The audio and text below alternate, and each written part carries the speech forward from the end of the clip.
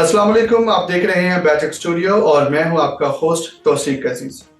नाजरीन, पाकिस्तान और IMF का मुआहिदा तय पा गया और जैसे ही ये मुआहिदा तय पाया, पूरे पाकिस्तान को उम्मीद थी कि मुल्की मुआशी हालात बेहतरी की जानब जाएंगे, लेकिन ये मुआहिदा तय पाते ही मुल्क में महंगाई और ज्यादा बढ़ गई, बिलखुसूस बिजली के बिलों में होशरुबा इजाफा हो।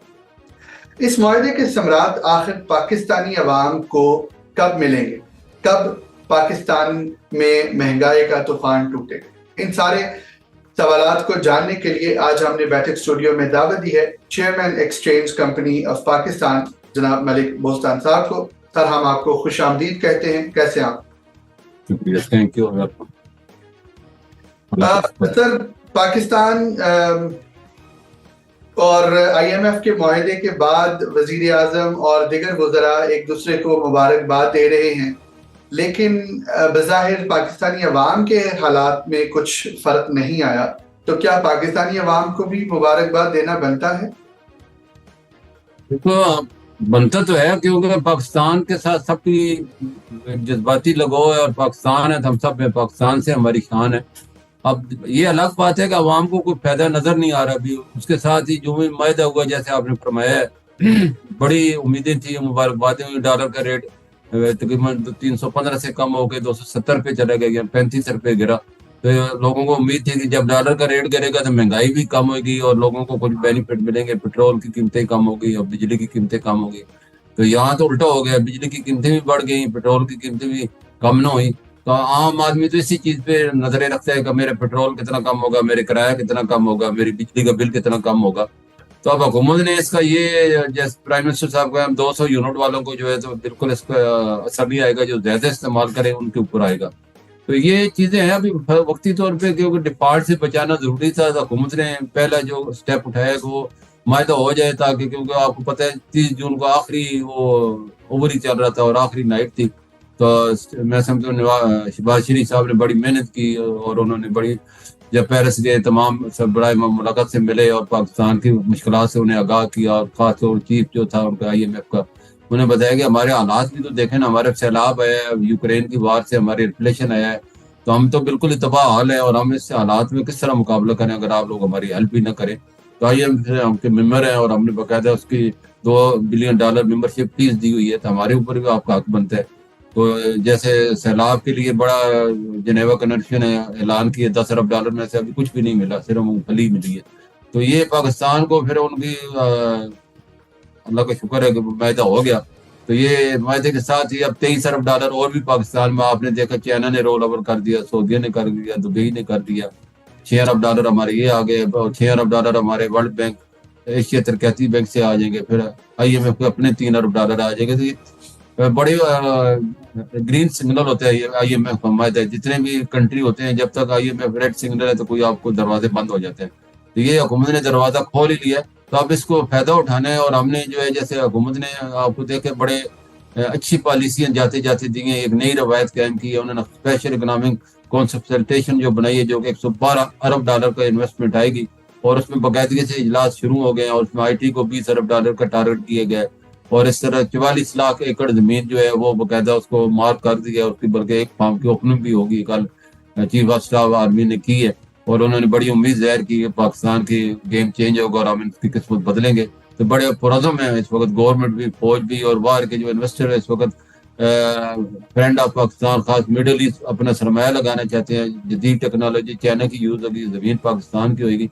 तो मैं समझता हूँ कोई गेम चेंज होगा। लेकिन और ये जो अच्छे ज़राअत को प्रायोरिटी देगी, ज़राअत क्योंकि हमारा रीढ़ की हड्डी हैसियत रखती है, पूरी आबादी हमारी ज़राअत से वाबस्ता है। जब से हमने ज़राअत को बुलाया और हमारी देखो $12 अरब की अशिया इम्पोर्ट हो रही है। अगर 6 महीने में हमारी फसल तैयार होती है तो हम हुकूमत जो है इस वक्त जो गंदम भी इम्पोर्ट कर रही है, कपास भी इम्पोर्ट कर रही है, तो ये सारी चीज़ें एक्सपोर्ट के काबिल हम हो जाएंगे। इस तरह IT है वो तो अगर अभी से फ्री लांसर जैसे आज काम शुरू है, कल से उसकी अर्निंग शुरू हो जाती है। स्किल्ड मैन पावर है, उसको हम बाहर भेजते हैं तो उससे हमारी वर्कर रेमिटेंस बढ़ जाएगी। उसमें हुकूमत जो है इसी तरह, जो ईरान से सब लोगों को पता है तेल बड़ा स्मगलिंग होता था और उसके बड़ा नुकसान था पब्लिक को और सारा फायदा स्मगलरों को हो रहा था। हुकूमत ने उसने बार्नेट वेयर हाउस अलाउ कर दिए, जितने भी ट्रेडर हैं और जितने भी कंट्री हैं। تو یہ ایک بڑا فیصلہ ہے جو کہ پاکستانی روپے ہوں گے تو $1.5 بلین پاکستان کے جو ہے وہ ایل سی کم ہو جائے گی. اس طرح آپ نے دیکھا پچھلے 3 مہینے سے مسلسل کرنٹ اکاؤنٹ ہمارا سرپلس جا رہا ہے, یہ بڑی خوشی کی بات ہے. تو اب حکومت مینیج کر رہی ہے لیکن اس میں ٹائم لگے گا. ایک مکان بھی بناتے ہیں تو اس میں سال لگ جاتا ہے, اب چھوٹا سا مکان. تو یہ پالیسی ہیں, ان کو امپلیمنٹ کرنے میں 1 سال بعد آپ دیکھیں گے پاکستان میں کافی بہتری آئے گی. سر آپ نے میرے اگلے سوال کا جواب بھی بڑے احسن طریقے سے دے دیا ہے, اور اس میں پلانز آپ نے بہت زیادہ بتائے ہیں, اس میں کوششیں آپ نے بہت زیادہ بتائی ہیں, اور پاکستانی عوام کے ساتھ ہمیں بھی امید ہے کہ ان پلانز کے اوپر حقیقی معنوں میں عمل بھی ہوگا. جس طرح کہ صرف IMF کی طرف سے $3 ارب پاکستان کو قرض کی صورت میں ملا ہے, تو اس کے بعد ملکی معاشی صورتحال کیا ہوگی؟ ابھی 3 تو نہیں ملا, 1.1 ملا ہے. تو یہ بھی ہمارے لیے بڑا ڈوبتے کو تنکے کا سہارا. اس وقت گورنمنٹ نے $6 ارب دینے ہیں اور 6 ارب پاکستان کے پاس آ گئے ہیں. تو اب ڈیفالٹ کا تلوار جو تھی وہ تو ختم ہو گئی ہے. اور اصل حقیقت ہم نے اپنے پاؤں پہ کھڑے ہونے, جو بار بار میں اس چیز کو دہرا رہا ہوں, لیکن ہماری حکومت اور ہماری فوج خاص طور پہ اس میں جو باہر کے انویسٹر ہیں وہ پاکستانی فوج پہ زیادہ اعتماد کرتے ہیں, اور انہوں نے کہا اگر پاکستانی فوج فیسیلیٹیٹ کرے گی تو ہم انویسٹمنٹ لے کے آئیں گے. تو یہ ساری وہی چیزیں. اس طرح حکومت نے ایک بڑا اچھا فیصلہ کیا, اوورسیز پاکستانی کو خوشخبری ہے, وہ اس سے فائدہ اٹھائیں. ڈائمنڈ کارڈ انہوں نے انٹروڈیوس کرا دیا, اور $50,000 جو بھیجے گا اوورسیز پاکستانی اس کو اس کارڈ کے بڑی سہولتیں دی ہیں. 2% اس کو ڈیوٹی ویو آف کر دی ہے پراپرٹی اگر وہ بزنس کرے گا. اس طرح اس کو گریٹسٹ پاسپورٹ بلیو دیا جائے گا جو کہ وزراء کو اور فراغ کو دیا جاتا ہے, وہ بڑی اچھی اپرچونٹی. اس طرح ان کو جتنے بھی سفارت خانے ہیں اور ایئرپورٹ پہ کسٹم ہے, امیگریشن میں ان کو اسپیشل لائنیں ان کی ہوگی ڈائمنڈ کارڈ ہولڈر کی. تو میں سب سے اس وقت کیونکہ فرق بھی بہت کم رہ گیا, انٹر بینک کا اور فری مارکیٹ کا 1% کا فرق ہے. تو یہ اگر حکومت 2 لاکھ کارڈ لوگوں کو دے دیتی ہے ایک سال میں, 1.20 کروڑ پاکستانی باہر کام کر رہے ہیں, اگر ٹارگٹ بناتی ہے تو $20 ارب اکٹھے ہو سکتے ہیں ایک سال میں. اگر 1 لاکھ ایشو کرتی ہے تو $10,000 اکٹھے ہو سکتے ہیں. بالکل اب ٹھیک ہے, حکومت پہ منحصر ہے کہ وہ کتنا جلدی اس پہ امپلیمنٹ کراتی ہے اور لوگوں کو فائدہ پہنچاتی ہے. بالکل. سر اگر تھوڑا سا ہم پچھلی حکومت کے بارے میں بات کریں تو PTI کے دور حکومت میں معاشی پالیسی کیسی تھی, اور کیا وہ واقعی آنے والی حکومت کے لیے بارونی سرنگیں بچھا کر گئے ہیں؟ اتنی واقعی مشکلات تھی آنے والی گورنمنٹ کے لیے؟ اب یہ سیاسی سوال ہوتے ہیں, ہمیں میرے خیال سے اوائڈ ہی کرنا چاہیے, لیکن ظاہر ہے ایک دوسرے کے سیاسی مخالفت ہم لوگ ملک کو بھول جاتے ہیں اور ذاتیات آپ پہ آ کے جاتے ہیں. تجربے کے حساب سے میرے حساب سے ان کا دیکھو, ان کا بلیم یہ تھا کہ IMF سے جو ہمارا معاہدہ ہو گیا کہ ہم پیٹرول کی قیمتیں نہیں بڑھائیں گی, تو پھر ان کو بڑھانی, جس کی وجہ سے جو ہے ڈیڈ لاک پیدا ہو گیا. تو یہ مطلب سیاسی نعرے ہوتے ہیں, چلتے رہتے ہیں, لیکن حکومت کو جو ہے اس کو ظاہر اگر انہوں نے غلطی کی ہے تو ان کو بھی 9 مہینے ڈیلے نہیں کرنا چاہیے تھا, اس کے اوپر جو ہے بات کرنی چاہیے تھی. بھائی ٹھیک ہے, یہ غلطی کی, ہم اس کو ازالہ کر دیتے ہیں, ہم جو ہے اس کو جو ہے فوری پروگرام میں چلے جاتے تھے. آج 9 مہینے کے بعد, آج سے 9 مہینے پہلے ہوتا تھا کچھ اور اثرات ہوتے, کچھ اور اس کی چیزیں ہوتی. یہ ڈیفالٹ کی جو تلوار تھی جس سے لوگ خوفزدہ ہو کے جنگ اخبار نے ایک آرٹیکل چھاپا ہے کہ 7,000 ارب پاکستانی نے باہر لے گیا ڈیفالٹ خطرے سے, تو انویسٹمنٹ رک گئی باہر کے جو ہے وہ. تو یہ ساری چیزیں ایسی سے وابستہ تھی کہ حکومت کو عقل مندی چاہیے تو ہوتی. سر معذرت آپ کی بات کر رہا ہوں, اس ایک 9 مہینے کے ڈیلے والی غلطی کی وجہ سے پاکستان کی معاشی صورتحال کتنی بگڑ گئی, کتنا نقصان ہوا, اس غلطی کا آپ کی نظر میں ازالہ کیا ہے؟ ازالہ انہوں نے کیا ہے, میں سمجھتا ہوں شہباز شریف صاحب نے, اسحاق ڈار صاحب نے, پوری ٹیم ہی ایکٹیو, اور آصف منیر صاحب نے بھی بڑی انٹروین کیا اور ریکویسٹ کی امریکہ سے اور جتنے بھی ہمارے فرینڈ آف پاکستان سے. تو یہ اسی کا جدوجہد کا نتیجہ ہے کہ آخری یعنی کہ اوور میں ان کا ہو گیا, اور اگر نہ ہوتا تو پھر پاکستان آج کسی اور مشکلات میں ہوتا. تو یہ ٹھیک ہے, دیر آمد درست آمد, لیکن پہلے ہوتے تو وہی والی بات ہے, زیادہ اس کے فائدے ہوتے. اور اب یہی چیزیں پہلے ہم مان لیتے اور ان کو جو ہے اپنی ضد پہ نہیں آتے, ہم کہتے ٹھیک ہے بھائی ہم اس کو مشکل میں اور آپ کی طرف دیکھ رہے ہیں, اور ہمارے دست سے تعاون بڑھائیں اور ہمارے اوپر جو بھی ہے دروازے بندیں کھولیں تاکہ پاکستان اپنے, کیونکہ سیلاب نے ہمیں بڑا نقصان پہنچایا, اور یوکرین کی وار نے, کیونکہ ہم ساری چیزیں امپورٹ کرتے ہیں, 30% انفلیشن بڑھا ہے, اس کی وجہ یہی ہے کہ ہماری ساری امپورٹ مہنگی ہوگی انٹرنیشنل مارکیٹ میں. تو وہ اس کا اثر پاکستان پہ آیا. کرونا کا پہلے سب نکلے نہیں تھے, تو یہ پھر لا اینڈ آرڈر کا مسئلہ خراب رہا. یہ 9 مئی کو میں سمجھتا ہوں اس کے بعد بڑا امن ہو گیا, اور پاکستان کے جو سپریم کورٹ نے دونوں پارٹیوں کو کہا ہے کہ آپ مذاکرات کریں, یہ اچھی آفر ہے. تو میں سمجھتا ہوں یہ شہباز شریف جو کہ ہمیشہ ہی चार्टर इकानमी और चार्टर डेमोक्रेसी के उन्होंने नारा लगाया, तो उनसे मैं रिक्वेस्ट करूंगा जाते जाते वो इस पे भी अमल कर जाएं, तमाम जमातों को बुलाएं और पाकिस्तान के लिए चार्टर इकानमी करके जाए 10 से 15 साल के लिए। तो पाकिस्तान में जितनी भी इन्वेस्टमेंट है उसमें दरवाजे खुलेंगे, रोजगार मिलेंगे और पाकिस्तान अपने पाँव में खड़ा होने के काबिल हो जाएगा। क्योंकि अभी जितने भी इन्वेस्टर हैं उनको यही गिला होता है, एक हुकूमत ऐलान करती है, दूसरी आगे उसके जाती है ऐलान खत्म हो जाता है, तो ये नहीं होना चाहिए। बिल्कुल बिल्कुल। आप जिस तरह कह रहे हैं कि बकौल आपके पाकिस्तानी वज़ीर आज़म जनाब शहबाज शरीफ साहब और दीगर वज़रा इसहाक डार साहब की अनथक मेहनतों और कोशिशों की बदौलत ये कर्जा भी आया, वो सारा कुछ है। ऐसे हालात में कर्जा आना IMF का और दूसरे हमसाया ममालिक का पाकिस्तान के ऊपर एक एतमाद का दोबारा सिलसिला शुरू होना एक खुशाइन बात तो है, लेकिन पाकिस्तान को IMF के पास बार बार आखिर जाने की जरूरत क्यों पेश आती है? उसकी मेन वजह आपके ख्याल से क्या है? मेन वजह हमारे कर्जे हैं। हम इतने देखो ना, 7,000 अरब के हमने इस साल जो है कर्जे वापस करने और सूद अदा करने, और हमारा इतनी रेवेन्यू नहीं है। टारगेट हमने 9,000 तो रखा है, लेकिन मुश्किल से 6,000 भी हो जाए तो बड़ी बात है। तो ये जो गैप आ जाता है, फिर डिफेंस है, फिर सूबों की है, तो उसके लिए हुकूमत को कर्जा लेके कर्जा लौटाना पड़ता है। अपने रेवेन्यू ने टैक्स, हमारा कलेक्शन बहुत कम है, पाकिस्तान के GDP के हिसाब से बहुत से नीचे है, सेविंग के हिसाब से हमारी 12% है, जबकि इंडिया और बांग्लादेश की 30% है। GDP हमारी देखो ना $1,500 कुछ भी नहीं है। तो हमें इस चीज को अपनी GDP बढ़ाएगी तो टैक्स भी लोग देने के काबिल हो जाएंगे।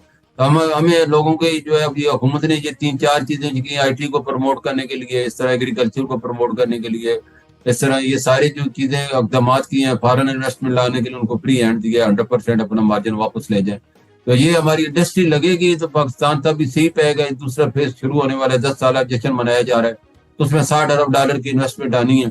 तो ये इकनॉमिक नॉन जोन बनने हैं। तो ये अगर सारे मायदे हो जाते हैं और इम्प्लीमेंट हो जाते हैं, तो मैं समझता हूँ पाकिस्तान के ये आखिरी मौका है, इससे भी अगर फायदा नहीं उठाया तो फिर कभी भी नहीं उठा सकेगा। और मैं समझता हूँ अल्लाह का करम है, इस दफा को हमें नजर आ रहा है कि हुकूमत और फौज ने मिलकर जो ये बेड़ा उठाया पाकिस्तान की मैशत को सलामती के साथ जोड़ा है, ये हकीकत भी है। अगर मैशत मजबूत होगी तो आपकी दफा भी मजबूत होगा और सलामती भी मजबूत होगी। तो मैं समझता हूँ इंशाल्लाह अल्लाह के हुक्म से पाकिस्तान में अल्लाह ने बड़े वसाइल दिए, किसी चीज की कमी नहीं है, सिर्फ मैनेजमेंट की कमी है। मैं आप देखो, फॉरेन एक्सचेंज पिछले 30 साल में $180 अरब पाकिस्तानी बैंकों से गैर मुल्क में रिकॉर्ड ट्रांसफर हुए और हमारे कर्जे $130 अरब। इसका मतलब फॉरेन एक्सचेंज की कमी नहीं है, मैनेजमेंट की और अतमाद की कमी है। पाकिस्तानियों के अरबों डॉलर बाहर पड़े, वो लाना भी चाहते हैं, सिर्फ वही मैशी मैदा जब तक नहीं होगा उस वक्त तक पाकिस्तानी अपने पैसे नहीं ले गए, उनको इतमाद दें, इज्जत दें, तो क्यों नहीं पाकिस्तान में अपना पैसा लेके आएंगे। सर, आप एक्सचेंज कंपनी ऑफ पाकिस्तान के चेयरमैन की हैसियत से पाकिस्तान की खिदमत भी कर रहे हैं। तो आपने जिस तरह कहा कि हमारे ऊपर कर्जा बहुत ज्यादा है और पहले जो कर्जे ऑफ कोर्स आए IMF की तरफ से, इंडस्ट्रीज नहीं लगी, GDP हमारी गिर गई, बांग्लादेश हमसे 30-35 साल बाद आज़ाद होने के बाद उसकी हमसे GDP ज़्यादा बेहतर है। तो आप समझते हैं कि पिछले हुकूमतों की तरफ से उस तरह प्रोडक्टिव काम नहीं हुआ कर्जा लेने के बाद भी? हाँ बिल्कुल। देखो कर्जे, ये देखो फॉरेन कर्जा सिर्फ इंडस्ट्री के लिए होता है, वैल्यू एडेड के लिए होता है, प्रोडक्शन के लिए, कर्जा उतारने के लिए नहीं होता। ये हम उसको मिस यूज करते हैं और इसका नतीजा ये है कि आज हम इस हाल में पहुंचे।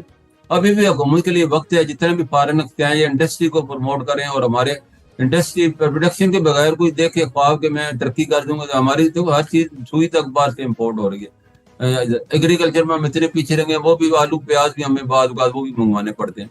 तो हमें अपने इंडस्ट्री को, अपनी टेक्सटाइल को, अपने एग्रीकल्चर को, अपनी IT को, ये ऐसी चीजें जो पाकिस्तान में जो है इस वक्त मादनियात की कमी नहीं है, उसको मादनियात से हमें फायदा उठाना चाहिए। बहुत सी चीजें हैं, लाइट स्टॉक है, पाकिस्तान का शेयर बिल्कुल नहीं है। पाकिस्तान की टेक्सटाइल व तरक्की याफ्ता इंडस्ट्री है, वो भी 50% नीचे चली गई है, सिर्फ फॉरेन एक्सचेंज और यूटिलिटी ना होने की वजह से। हमारे यूटिलिटी का जो बिल है 16 सेंट है, जबकि इंडिया और बांग्लादेश का 6 सेंट है। तो हमें इन चीज़ों को भी मुकाबला करना है, तो उन्हें अपने एक्सपोर्टर को भी हमें सहूलतें देनी होगी, उन्हें यूटिलिटी देनी होगी। हमारी 24 घंटे मिले नहीं चल सकती, बिजली और गैस नहीं होती। तो हमारी एग्रीकल्चर 22 मिलियन हमारी जमीन काबिल काश है, उसमें से 9 से 12 मिलियन हम सिर्फ एक फसल उगाते हैं, तो लोग 4-4 फसलें उगा रहे हैं। तो हम बहुत, इस साल भी हमारी तकरीबन 9 मिलियन جو رقبہ تیار تھا اس میں ہم نے نہ بیج نہ ہونے کے سے اور فرٹیلائزر نہ ہونے کی وجہ سے کاشت ہی نہیں کر سکتے. تو یہ ہماری نلیکی ہیں جس کی وجہ سے ہم پیچھے جا رہے ہیں. ان کو ہمیں قابو کرنا ہوگا اور مینیج کرنا ہوگا, اور دو کام ہمیں مانگنا چھوڑنا ہوگا اور کام کرنا ہوگا. بس یہ ہم کام کرنے نہ کرنے کے بڑے عادی ہو چکے ہیں. ہم کہتے ہیں بس قرض لیتے رہو اور قرض اتارتے رہو, اس سے ہمیں چھٹکارا حاصل کرنا ہوگا.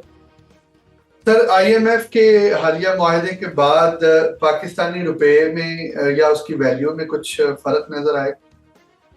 یہ بہت فرق ہے. آپ دیکھیں جی, اب آئی ایم ایف کا جس دن معاہدہ اعلان ہو گیا کہ آئی ایم ایف ایگری ہو گئے, تو ڈالر کا ریٹ یکدم 315 سے کم ہو کے 290 پہ آیا, اور پھر جہاں ایگزیکٹو بورڈ کو 290 سے کم ہو گیا 270 پہ آ گیا. فری مارکیٹ میں پھر اس کو خریدنے والا کون نہیں تھا, سب لوگ بیچ رہے تھے. پھر اچانک آئی ایم ایف نے یہ کنڈیشن رکھ دی کہ آپ اس ڈالر کا ریٹ جو ہے اس کو بڑا کم نہ کریں اور امپورٹ ساری کھولیں.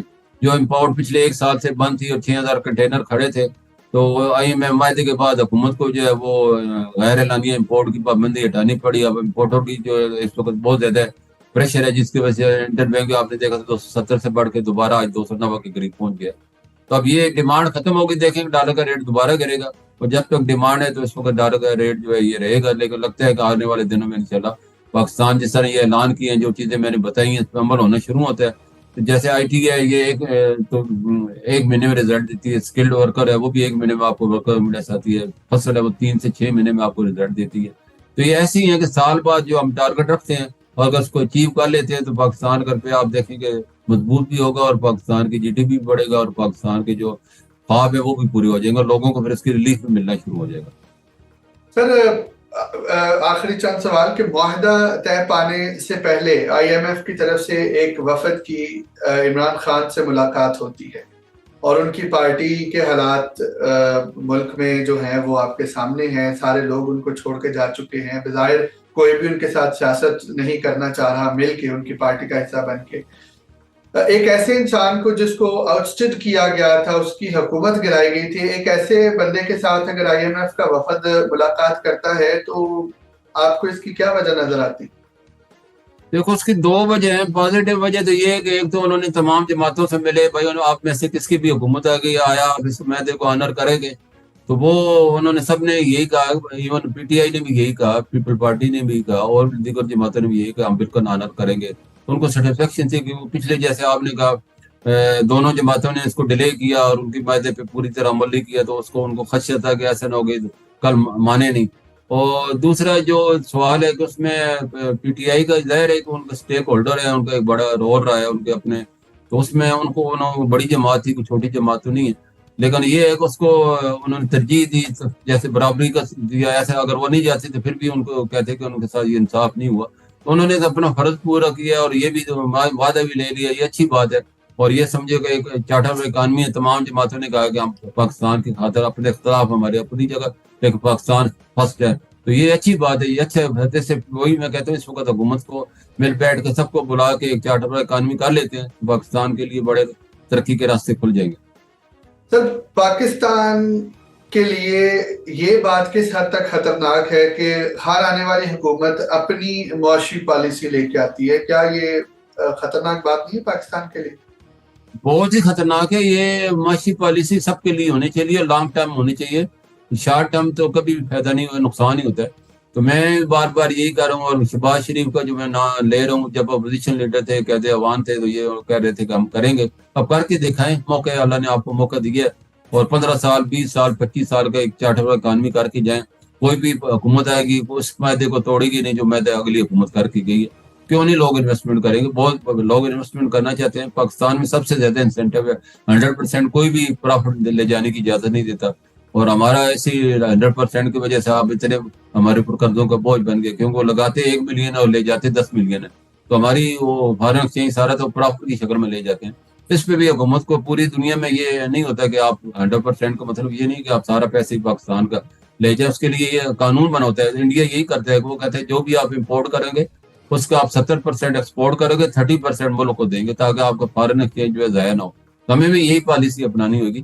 جو بھی امپورٹ چیزیں ہو رہی ہیں ایکسپورٹ ہوئیں گی تو ملک کو فائدہ ہے. ساری امپورٹ ہو گیا آگے افغانستان یا مڈل ایسٹ کے ادھر چلی جائیں گی, کیونکہ ان کی بھی جتنی چیزیں ہم امپورٹ کر کے وہ ہمارے پاکستانی روپے میں لے جاتے ہیں, جس کی وجہ سے ہمارا امپورٹ بل بڑھ گیا. बिल्कुल ठीक है। सर आपका बहुत बहुत शुक्रिया, हमारे प्रोग्राम का वक्त भी ख़त्म हुआ जाता है। Thank you so much for your time.